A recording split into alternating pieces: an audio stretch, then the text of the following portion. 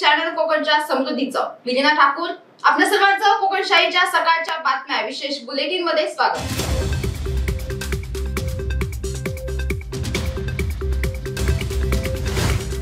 सिंधुदुर्ग जिल्हा महाराष्ट्र राज्य जलतरण संघटना व मालवण पालिका यांच्या संयुक्त विद्यमानं मालवण चिवला बीचवर 16 व 17 डिसेंबर रोजी 13व्या राज्यस्तरीय सागरी जलतरण स्पर्धेचे आयोजन करण्यात आले। याबाबतची माहिती सिंधुदुर्ग जिल्हा जलतरण संघटनेमार्फत सोमवारी देण्यात आली।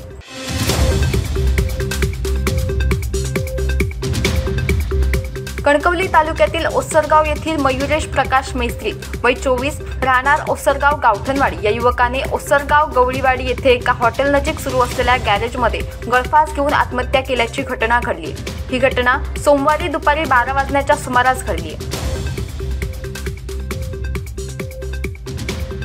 अन्न व औषध प्रशासन सिंधुदुर्ग कार्यालयाला मिळालेल्या गोपनीय माहितीनुसार या विभागाचे अन्न सुरक्षा अधिकारी किशोर साळुंके यांनी सोमवारी सकाळी 11 ते 11:30 वाजण्याच्या सुमारास कणकवली बाजारपेठेतील 2 पान शॉपवर छापा टाकून 44,593 रुपयांचा मुद्देमाल जप्त केला। या प्रकरणी 2 पान शॉप मालकांवर गुन्हा दाखल करण्यात आलाय।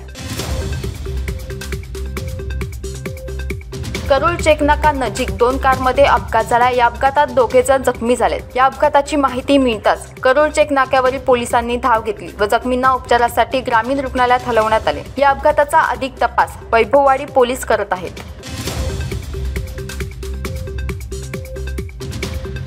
एसटी महामंडळाने मोठा निर्णय घेतलाय। यापुढे एसटी गाडी चालवताना चालक फोनवर बोलताना आढळल्यास त्या चालकावर थेट कारवाई होणार असा मोठा निर्णय एसटी महामंडळाने घेतलाय।